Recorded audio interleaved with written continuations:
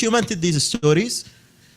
So to give a sense of what it means to be a Palestinian family under siege and occupation, because one of Israel's goals has been targeting the fabric of the Palestinian family, but also telling these stories is a call for action, and that people could relate to these experiences, because we have always been dehumanized, presented as statistics and numbers.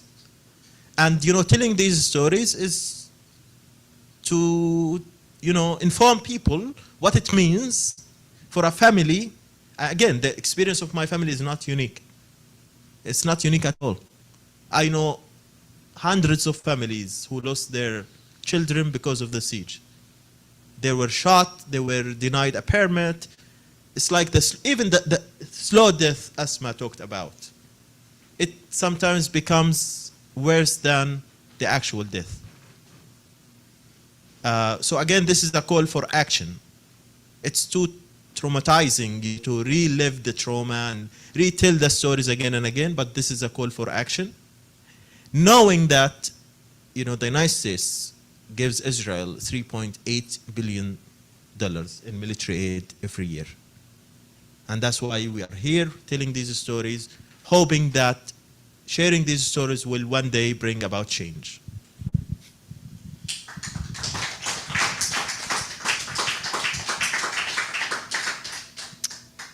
Isra Jamal, a refugee and mother of 5 children, and a contributor to the online platform We Are Not Numbers, writes in her chapter, Let Me Dream, about the pain of seeing her family members leave Gaza. She writes, Gaza is unlike anywhere else in the world. When someone leaves Gaza to fulfill their future, it's impossible to think about coming back. Most of the ambitious youths living here believe that they have no future in Gaza, where problems have become increasingly complicated and almost impossible to solve. In talking about her own family members leaving, she writes, It wasn't easy for me to accept and adjust to their absence. I cried for a long time when I was alone, without letting others notice. Yusuf, can you share your thoughts about this challenge facing Palestinians in Gaza for those leaving and those who are left behind?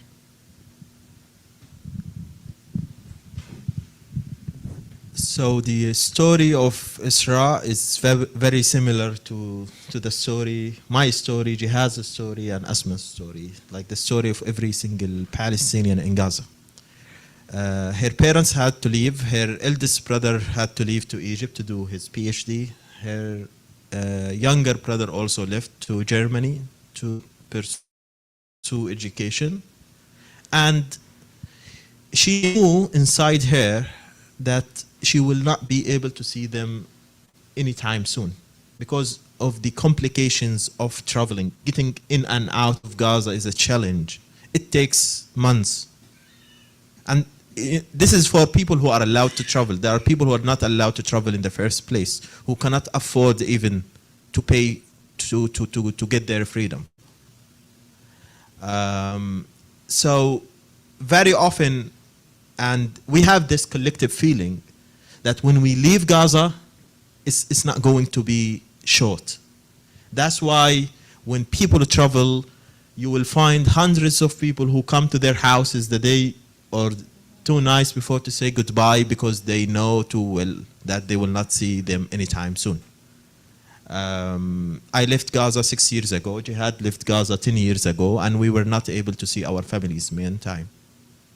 Because going back to Gaza is a challenge, and you have this fear that you will get stuck there.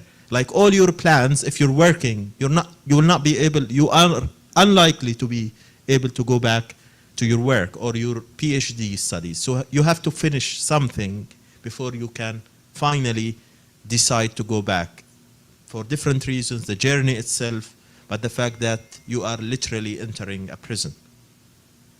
And then in Isra's chapter, she tries to convince her So she balances between the emotional and the reality of Gaza. She knows that if her eldest brother, for example, who's doing his PhD in economics in Egypt, comes back to Gaza, he wouldn't find a job. Imagine like a PhD in economics, much needed in Gaza, he cannot find a job. What about other people who do not have PhDs or masters? It's even more challenging. So this is the reality. But also the emotions that you want to be part of the family, because family is an important thing in Gaza. I said I have 13 siblings. And from the same mother, yeah. I have 15 nephews. And I haven't seen them for 6 years. So family is really a thing in Gaza. The social support is important, and the sense of family, like being able to gather during holidays. You always have siblings and cousins. It's not like, you know, we are not like American families. We're not 2, 3 kids. We cannot do this. Even the small Palestinian family, it's above 5. We always have kids because electricity is off, you know. We have nothing to do. So family is important, and we try to balance, yeah, Jennifer, between the emotional but also the reality. My youngest brother now is in the high school. He was born in 2006, okay? He hasn't seen a single normal day in his life. My younger brother is 30, he's jobless. And you can imagine, young people do not find any hopes. There was a recent report by the ICRC saying, I think 40% or 60% of Gaza's youth do not find any hope of finding a job in the next 15 years. And it's real, yeah. So you have to balance between the emotional, the family, which is really important in Gaza. And I would say after all these years, Israel was unable to break the fabric of the Palestinian family, especially in Gaza. But also survival. You have to, even sometimes going out, the other day there were 6 young men from Gaza who drowned on their way to Greece. Yeah. Going out could be your way of supporting your family. Because if you stay there, you cannot do anything to help them. But also you go out with this survival guilt.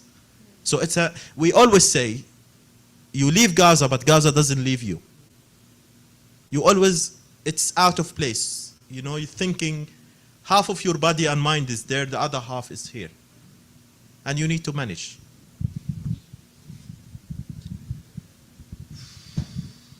Thank you. Yeah.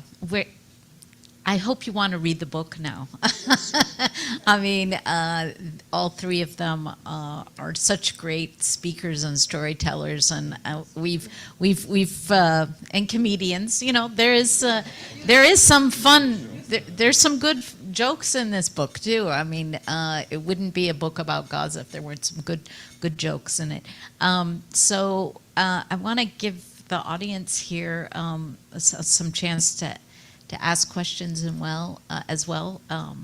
So I think this mic, though, might be the only one, and it's not wireless. So either Dean may. Oh, here we go.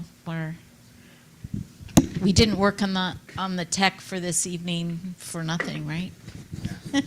Thank you. Yeah. Thanks, Nancy.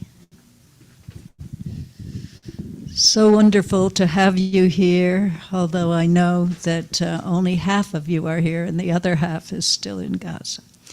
I wonder, when you have been on this trip and were in Washington, D.C., did you happen to see any congressmen or the policymakers who have been so terribly blind about the blockade, among other things? Should we take a few and then... Sure, we can take a couple questions. Policymakers. Just go ahead.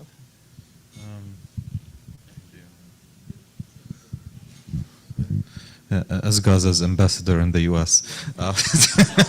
No. Yeah. So we had one congressional meeting.